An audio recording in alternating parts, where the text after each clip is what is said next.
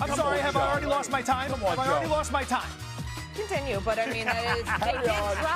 Carry on. And here comes the defending champ, #1 seed, Florida on the road, if they play in a regional final. Is he a meteorologist? Is he an air traffic controller? What the hell is he? I hated all 5 of those. Actually being able to communicate it in a way that people will understand it without screaming and me kind of my head exploding. Well, he was still screaming. I don't really like how I got sandwiched between the college basketball coach and the big mouth, but we're going to have to move on. Doggy.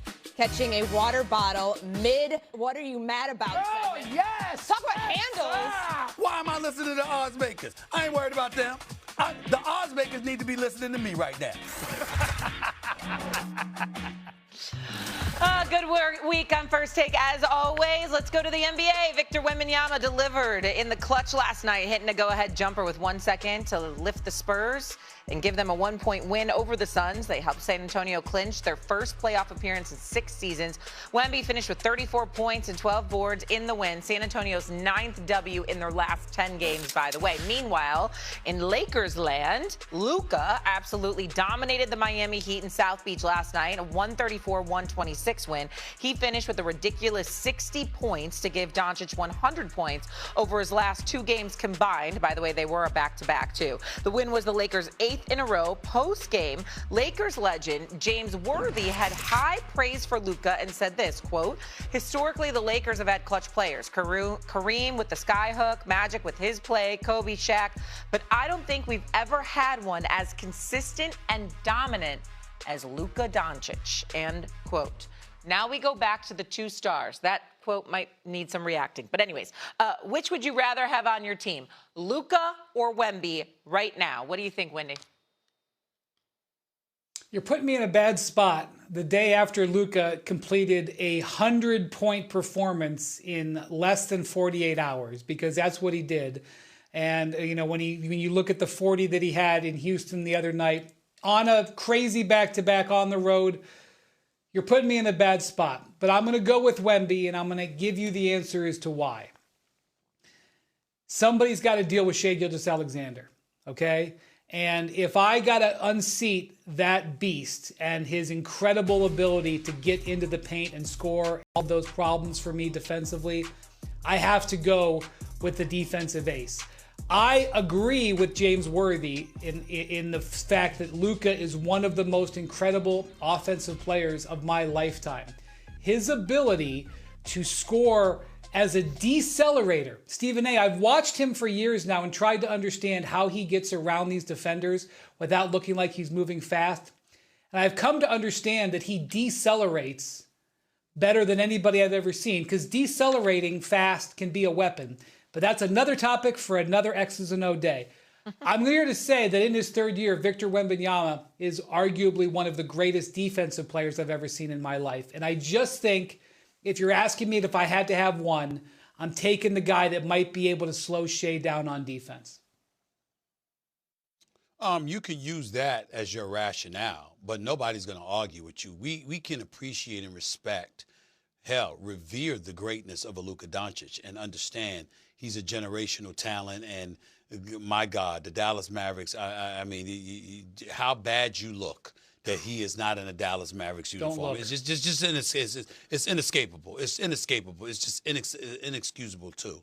But when you look at Wemby, 7'5", with that ball handling, I mean, he's a 5-inch taller version of Kevin Durant. Let's just say it. Offensively, he's a 5-inch taller version than the 7-foot Kevin Durant. That's what he is. Who, by the way, plays elite defense as an eraser. Not just at the glass. I've seen him go out and block 3-point shots. And when I look at it from that standpoint, there is no good. Yes, you cannot teach 7'5", but you certainly can't teach 7'5" at that skill level. Not at all. It's not even close to me. Of course, the answer to this question is Wemby, Victor Wembanyama. It's a reason why the Los Angeles Lakers went 40 games this year playing 500 basketball. Because as phenomenal as Luka is, there's a limitation on how much he can impact the overall game, because what he could do for you offensively, he could cost you as a liability defensively from time to time. We've seen no indication that that is something that can nor will happen when it comes to Victor Wembanyama. So the answer to this question is clearly him. No doubt about it. Yeah, and I'm going to say something, Shay, and we got a lot of basketball to be played in this month, much less in this season. If I'm a team like the Lakers or I'm a team like the Rockets, I'm a team, rising up, looking at, adding to my roster and trying to figure out how to win the whole thing. I'm looking at Victor and I'm looking at what they got in Oklahoma City. And again, to quote Stephen A., you're saying, damn, what am I going to do to deal with those two teams? So that's just a reality. Well, here's the other reality. And Wendy and I somewhat part ways in that regard. Shai Gilgeous Shea Butter is just spectacular. We understand that. But it's not something we haven't seen before. We've seen the level of greatness and efficiency that he brings to the table, averaging over 31 a game, shooting 55% from the field. Step back three-pointers in the lane, being adroit at getting to the free throw line. It's phenomenally great as Shai Gilgeous-Alexander is and has proven to be. Even with the 128-plus consecutive 20-point games and all of this other stuff, there's still that element of, he's great, but we've seen it before. We've seen it. We ain't seen Wembanyama before. We ain't seen no dude 7'5" with this arsenal offensively and this tenacity defensively. We haven't seen that as a combination in one body in NBA history. That's the issue that we're having right now. Even back in the day when there were less 7-footers and you had the Wilt Chamberlains of the world playing basketball, do y'all understand that as great as Wilt was, there was speculation that he quit in the finals, that he didn't want it? You understand? You don't see anything like that from Victor Wembanyama. It's not just about his skill set. It's about the want-it factor. The man is coming. That's absolutely correct. And he's telling everybody he's coming. And he's unapologetic about it. And he's not trying to take any prisoners. He's not waiting for his turn to dominate. He's telling you, I'm here now. I'm coming for all your asses. That's what he's telling them. And he's doing it. And that's what's scary about it, because even when you have a guy like Jalen Williams, I'm going to bring this up periodically throughout these playoffs, when you're 6'7", 6'8", when you drop the 40-piece in the finals, when you're one of the skilled individuals, you were one of only two players who was an all-star and also made an all-NBA defensive team, him and Evan Mobley. And that guy is sitting at a podium looking at a reporter and just going like this and saying, they got a dude over there 7'5". We're kind of having a hard time dealing with that.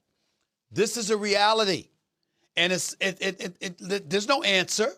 There's no answer. The closest thing you could come to an answer, Wendy, is that you got to put some beef on him. He is, obviously being as tall as he is very slim, and you got to be willing to chop him down. That's really the only hope that you have. You got to punish him because nothing else is going to work. Nothing else is going to work. The question was, would you want more Luka Doncic or Wemby? But it sounds like Wemby and Wemby only. Like there's no one else we would want to compare him to or have more right now in this time in the NBA. Got it. Okay, Spurs right now 3 games behind the Thunder in the West. We have more NCAA tournament matchups today. Which higher seed should be on upset alert? Joe Fortin-Gabal is going to join us back here with a pick